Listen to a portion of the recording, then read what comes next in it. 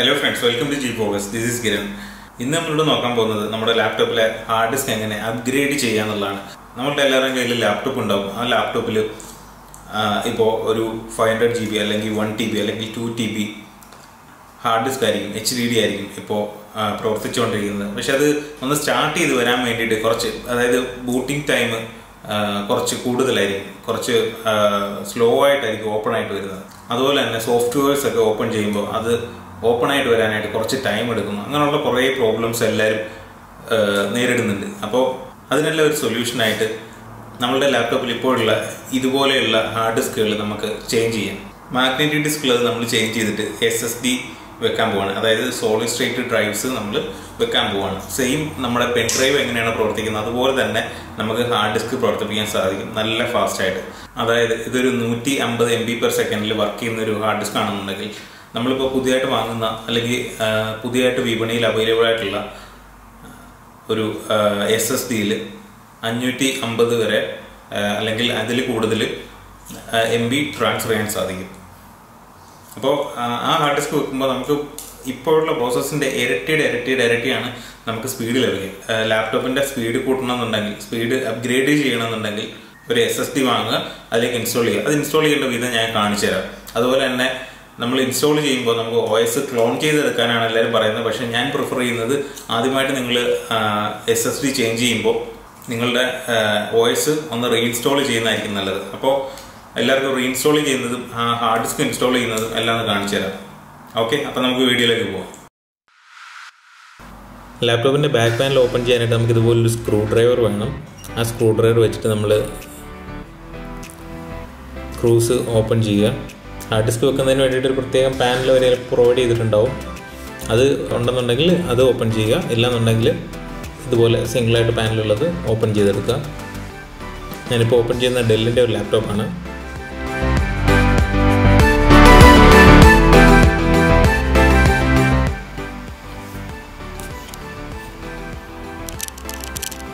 എൻ്റെ പാനൽ ഓരിയതിനു ശേഷം ബാക്ക് സൈഡിലേക്ക് മാറ്റി വെക്കുക. മാറ്റി വെച്ചതിന് ശേഷം നമ്മുടെ ഹാർഡ് ഡിസ്കിൻ്റെ 4 കോർണറിലായിട്ട് 4 സ്ക്രൂസ് ഉണ്ടാവും.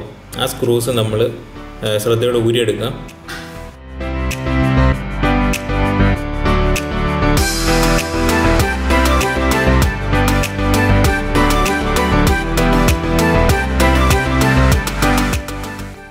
സ്ക്രൂ ഊരിയതിന് ശേഷം നമ്മുടെ ഹാർഡ് ഡിസ്ക് മെല്ലെ ഉയർത്തിയെടുക്കുക. മെല്ലെ ഉയർത്തിയെടുത്തതിന് ശേഷം അതിൽ ഒരു കേബിൾ കണക്ട് ചെയ്തിട്ടുണ്ട്.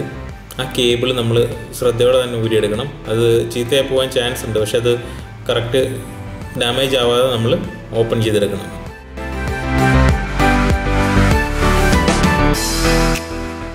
അപ്പോൾ ഹാർഡ് ഡിസ്ക് നമ്മൾ ഓപ്പൺ ചെയ്തെടുത്തിരിക്കുകയാണ്.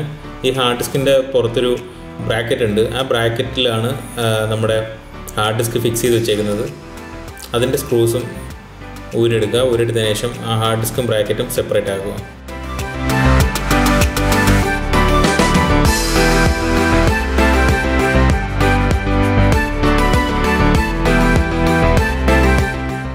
ആ ഹാർഡ് ഡിസ്ക് എടുത്ത് മാറ്റി വെച്ചതിന് ശേഷം നമ്മൾ പുതിയ വാങ്ങിച്ചിരിക്കുന്നത് നമ്മുടെ SSD, ഞാനിപ്പോൾ സാൻഡിസ്കിൻ്റെ SSD ആണ് വാങ്ങിയിരിക്കുന്നത്. 1 TB ആണ് വാങ്ങിയിരിക്കുന്നത്.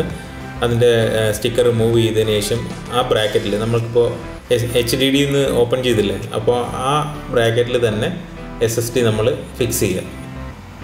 ഫിക്സ് ചെയ്തതിന് ശേഷം അതിൻ്റെ 4 സൈഡിൽ സ്ക്രൂസ് ഉണ്ട്, അത് നമ്മൾ തിരിച്ചിടണം.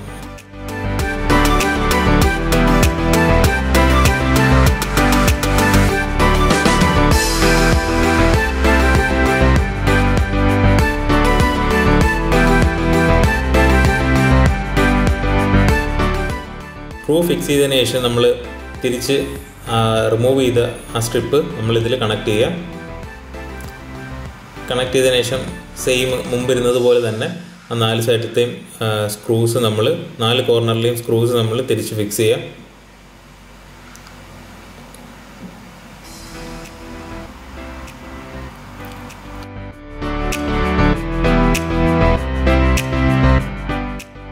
ഓക്കെ, ഇത്രയാണ് ഹാർഡ് ഡിസ്ക് ഇൻസ്റ്റലേഷൻ എന്ന് പറയുന്നത്. ഇതിൽ ഹാർഡ് ഡിസ്ക് വെച്ചതിന് ശേഷം നമ്മൾ ബാക്കിൽ റിമൂവ് ചെയ്ത പാനലിട്ട് കൊടുക്കുക. പാനലിട്ട് കൊടുത്തതിന് ശേഷം അതിൻ്റെ പാനലിൻ്റെ സ്ക്രൂസും നമ്മൾ ഫിക്സ് ചെയ്യുക.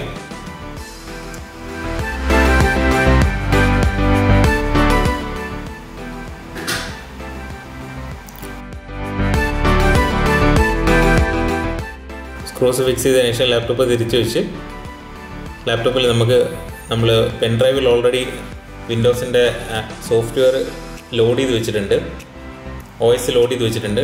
ആ OS നമ്മൾ കമ്പ്യൂട്ടറിൽ ഇൻസ്റ്റാൾ ചെയ്യാൻ പോവുകയാണ്. ഇൻസ്റ്റാൾ ചെയ്യുമ്പോൾ ആദ്യം ലാംഗ്വേജ് സെലക്ട് ചെയ്യാനും ടൈം, കറൻസി ഫോർമാറ്റും കീബോർഡ് ഫോർമാറ്റും എല്ലാം സെലക്ട് ചെയ്യാൻ ചോദിക്കും. സെലക്ട് ചെയ്തതിന് ശേഷം നമ്മൾ നെക്സ്റ്റ് കൊടുക്കുക.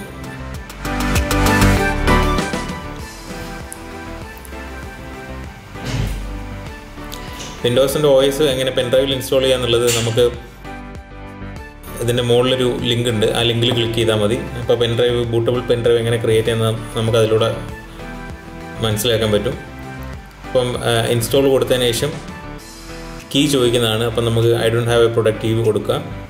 അപ്പോൾ നമ്മുടെ സിസ്റ്റത്തിൽ ഓൾറെഡി വിൻഡോസ് ഇൻസ്റ്റാൾ ചെയ്തിട്ടുണ്ടായിരുന്നെങ്കിൽ ആ സെയിം വേർഷൻ തന്നെ നമ്മൾ സെലക്ട് ചെയ്യണം.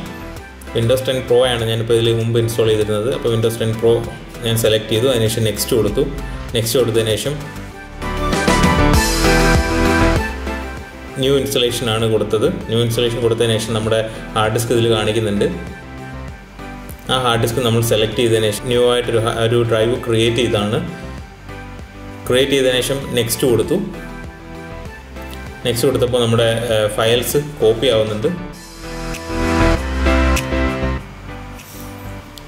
ഇതൊരു കുറച്ച് ടൈം എടുക്കുന്ന ഒരു പ്രോസസ്സാണ്. അപ്പം ആ ടൈം എടുക്കുന്ന പ്രോസസ്സ് നമ്മളൊന്ന് വെയിറ്റ് ചെയ്യണം അത്ര നേരം. ഇൻസ്റ്റലേഷൻ പ്രോസസ്സ് മുമ്പ് നമ്മൾ HDDയിൽ ഇൻസ്റ്റാൾ ചെയ്യുന്നതിലും ഫാസ്റ്റായിട്ട് ഇതിനകത്ത് നടക്കും കേട്ടോ. അപ്പോൾ ഇൻസ്റ്റലേഷൻ കഴിഞ്ഞ് കഴിയുമ്പോൾ റീസ്റ്റാർട്ട് ആവും. റീസ്റ്റാർട്ട് ആകുമ്പോൾ ആദ്യം കുറച്ച് ടൈം ഇങ്ങനെ എടുക്കും ബൂട്ടപ്പ് ചെയ്ത് വരാനായിട്ട്. ഇതൊരു ഫസ്റ്റ് ടൈം മാത്രമുള്ള സ്ലോ ആണ്. അതിനുശേഷം നമുക്ക് ആദ്യം മാത്രമുള്ളൊരു സ്ലോ ആയിട്ടുള്ള പ്രോസസ്സാണ്. അപ്പം അതിനുശേഷം പിന്നീട് ഇത് ബൂട്ട് നല്ല സ്പീഡായിട്ട് തന്നെ വരും. ഞാനിപ്പോൾ നമ്മുടെ ഈ വീഡിയോയ്ക്ക് വേണ്ടിയിട്ട് ജസ്റ്റ് ഒന്ന് ഫാസ്റ്റ് ആക്കിയിട്ടേക്കാണ്. ഇത് വീഡിയോ ഒന്ന് സ്പീഡ് കൂട്ടിയിട്ടു. ഇപ്പോൾ വിൻഡോസ് സ്റ്റാർട്ടായി വരുന്നുണ്ട്. ഇൻസ്റ്റലേഷൻ മുമ്പ് കഴിഞ്ഞത് നമ്മൾ കണ്ടതല്ലേ, അതുപോലെ തന്നെ അതിന് ബാക്കിയായിട്ടുള്ള പ്രോസസ്സൊക്കെയാണിത്.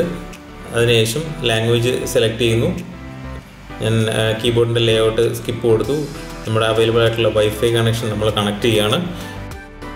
പാസ്വേഡ് നമ്മൾ കൊടുക്കുന്നു. പാസ്വേഡ് കൊടുത്തതിന് ശേഷം നെക്സ്റ്റ് കൊടുക്കുന്നു.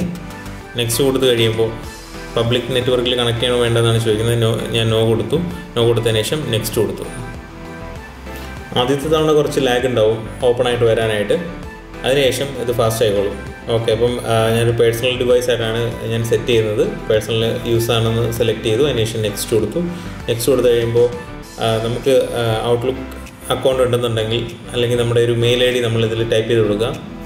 അതിനുശേഷം അതിൻ്റെ പാസ്വേഡ് ടൈപ്പ് ചെയ്ത് കൊടുക്കുക. അതിനുശേഷം നെക്സ്റ്റ് കൊടുക്കുക. നെക്സ്റ്റ് കൊടുത്ത് കഴിയുമ്പോൾ കുറച്ച് സെറ്റിങ്സൊക്കെ ചോദിക്കുന്നുണ്ട്. ഞാനതൊന്നും ഓഫ് ചെയ്യുന്നില്ല. എന്താ വെച്ചാൽ നമുക്ക് സ്പീഡ് കുറവാണെന്നുണ്ടെങ്കിൽ നമുക്കതെല്ലാം ഓഫ് ചെയ്തിട്ട് നെക്സ്റ്റ് കൊടുക്കാം. ഇതിപ്പോൾ SSD ആയതുകൊണ്ട് നല്ല സ്പീഡ് തന്നെ കിട്ടുമെന്ന് ഉറപ്പാണ്. അതിനുശേഷം അക്സെപ്റ്റ് കൊടുക്കുക. അക്സെപ്റ്റ് കൊടുത്തു കഴിഞ്ഞതിന് ശേഷം കുറച്ചൊരു ആക്ടിവിറ്റി ഹിസ്റ്ററി സ്റ്റോർ ചെയ്യണോ വേണ്ടതെന്നൊക്കെ ചോദിക്കുന്നുണ്ട്. ഞാനത് യെസ് കൊടുത്തിട്ടുണ്ട്. ഓൺ ഡ്രൈവിൻ്റെ ബാക്കപ്പ് വേണോ വേണ്ടെന്ന് ചോദിക്കുന്നുണ്ട്. ഞാനതിപ്പോൾ കൊടുത്തില്ല. അതിനുശേഷം ഓഫീസിൻ്റെ ചോദിച്ചു, ഞാൻ നോ കൊടുത്തു. അതിനുശേഷം കോർട്ടന സർവീസ് ചോദിച്ചു, അത് ഞാൻ നോ കൊടുത്താണ് വെച്ചേക്കുന്നത്. എന്താ വെച്ചാൽ അതൊന്നും ഞാൻ സ്ഥിരമായിട്ട് യൂസ് ചെയ്യുന്നതല്ല, അതുകൊണ്ട് ഞാൻ നോ കൊടുത്തു.